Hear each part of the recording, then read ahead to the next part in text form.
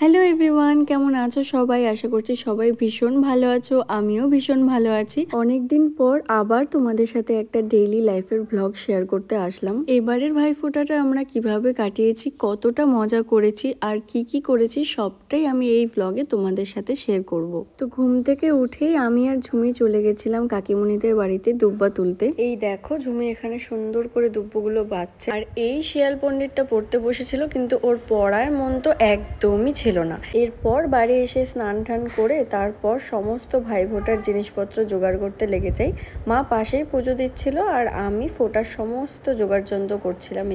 এদিকে আমার সমস্ত কিছু রেডি করা শেষ, শুধু প্রদীপগুলোকে পরে জ্বালিয়ে নেব আর তেলটাও পরেই দিয়ে নেব। এরপর আমি নিজেও টুক করে একটু রেডি হয়ে নিয়েছিলাম। কিছুই না, ঠাম্মার একটা শাড়ি পরে নিয়েছিলাম আর এই ব্লাউজটা আমি কিনেছিলাম আগেরবার শান্তিনিকেতন থেকে। আর আমার সমস্ত জুয়েলারি তো স্টুডিওতে, তাড়াহুড়োর চোটে সেভাবে কিছু নিয়ে আসাও হয়নি, তাই মায়ের এই কানেরটাই পরে নিয়েছিলাম। আর সবার থেকে ফার্স্টে কিন্তু ওই রেডি হয়ে চলে এসেছিল। তাকাও তাকাও, ওইখানে তাকাও, ওইদিকে তাকাও, হাই করো হাই করো। ফোঁটা যেহেতু সবাইকে একবারই দেওয়া হবে, তাই সবাই একবারে না আসা পর্যন্ত আমাদেরকে ওয়েট করতে হচ্ছিল। আর আমাদের তো সব কিছু একদমই রেডি ছিল, তাই কি করব বুঝতে পারছিলাম না। আর এই আলপনাটা কিন্তু অনেক দিন ধরেই এরকম অসম্পূর্ণ হয়ে পড়ে আছে, কারণ ওই দুদিন স্টুডিওতে দুদিন বাড়িতে এইভাবে থাকার কারণে কোনোভাবেই আর আলপনাটা সম্পূর্ণ করা হচ্ছে না। তো আমি ভাবলাম যখন বসে আছি আলপনাটাই টুকটুক করে কিছুটা এগিয়ে রাখি। আর এই আলপনার মেকিং ভিডিওটাও কিন্তু আমি করেছি, সেটা অবশ্যই খুব তাড়াতাড়ি তোমাদের সাথে আমি শেয়ার করব। তোমরা দেখবে আর দেখে অবশ্যই জানাবে যে তোমাদের আলপনাটা কেমন লাগলো। এরপর সব ভাইরা চলে এলে সবাইকে বসিয়ে দেওয়া হয়েছিল, কারণ আমরা অনেকক্ষণ ধরে না খেয়ে আছি, তারাও না খেয়ে আছে। আর এখানে ভাইরা একদম বড় থেকে ছোট হিসেবেই বসেছিল। এবারে আমাদের ভাইফোঁটাটা একটু অন্যরকমই যাচ্ছে, কারণ প্রতি বছর ভাইফোঁটায় আমরা মামার বাড়িতে যাই, আমার মা মাসি প্রত্যেককে আসে সেখানে। কিন্তু এবার বাড়িতে একটু সমস্যার জন্য আমরা মামা বাড়িতে যেতে পারিনি। তবে এটা আমার খুব নতুন রকম লেগেছে, কারণ আমি আমার বাড়ির প্রত্যেকটা ভাইকে একসঙ্গে নিয়ে এইভাবে কখনোই আগে ফোঁটা দিতে পারিনি। আমি শুধু আমার নিজের ভাইকে তাড়াহুড়ো করে ফোঁটা দিয়েই মামা বাড়িতে চলে যেতাম, কারণ ওখানেও অনেক ভাই থাকতো আর তাদের বলতে আমি একাই। আর এই যে দেখো, এই পিচ্চি বাচ্চাটাকে ফোঁটা দিতে তো আমি একদমই নাজেহাল হয়ে গেছি। ও কোনোভাবেই মুখটাকে ওঠাতে চাচ্ছিল না। অনেক কষ্টে অনেক বলে বলে ওকে ফোঁটা দিতে হয়েছে। কোনো কিছুই ও ঠিকঠাক মতো বুঝতে পারছিল না, শুধুই দুষ্টামি করে যাচ্ছিল। এই দেখো মুখটাকে কিভাবে বেঁকিয়ে রেখেছে। এরপর এক এক করে আমার ফোঁটা কমপ্লিট হয়ে গেলে তারপর ঝুমি সবাইকে ফোঁটা দেওয়ার জন্য বসে পড়ে। আর প্রথমেই ও বাবিনকে ফোঁটা দিচ্ছিল, কারণ বাবিন হচ্ছে আমাদের ভাইদের মধ্যে সব থেকে বড়, তো ওকে দিয়েই স্টার্ট করেছিল। তারপর একে একে সবাইকে ফোঁটা দেওয়ার পর ও ভাইকে ফোঁটা দিচ্ছিল।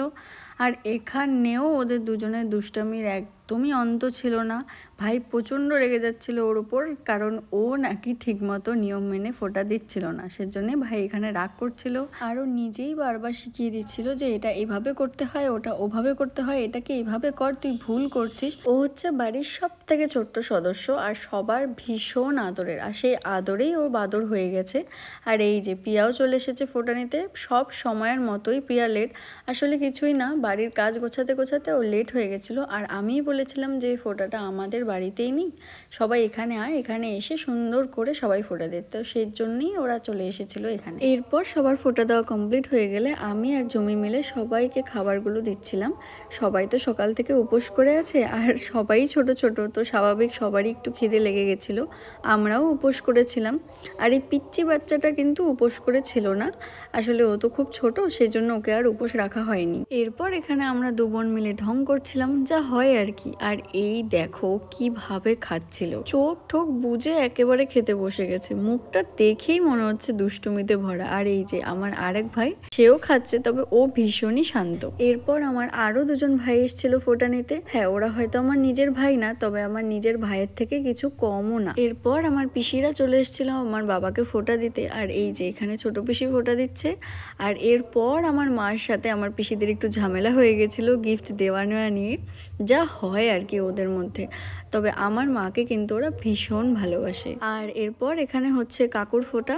ও কিন্তু একটা নর্মাল গেঞ্জি পরে ফোঁটা দিতে বসছিল, আর ও যখন দেখছে যে আমি ভিডিও করছি তখন গিয়ে ও ভালো শার্টটা পরে এসছে, কারণ ও জানে আমি এটাকে আপলোড করব, সেই কারণেই ও এইভাবে ড্রেস আপ করে বসেছে। ফোঁটা শেষ হয়ে গেলে কিন্তু আমরা কাকুকে দিয়ে জোর করে প্রণামও করিয়ে নিয়েছিলাম। এরপর ফোঁটার পর্ব মোটামুটি ভাবে শেষ হয়ে গেলে তারপর আমরা রাতে মেলায় গিয়েছিলাম। আমাদের বাড়ির খুব কাছেই ছিল কালীর মেলা, তাই রেডি সেডি হয়ে সবাই মিলে মেলায় গিয়েছিলাম আর প্রচুর প্রচুর মজা করেছি, কিন্তু মেলার খুব একটা ভিডিও আমার কাছে নেই। তো চলো আজকের মতো ভিডিওটা এখানেই শেষ করছি। ভিডিওটা তোমাদের ভালো লেগে থাকলে লাইক, কমেন্ট এবং শেয়ার করে দিও, আর আমার চ্যানেলটাকে সাবস্ক্রাইব করে দিও। টাটা।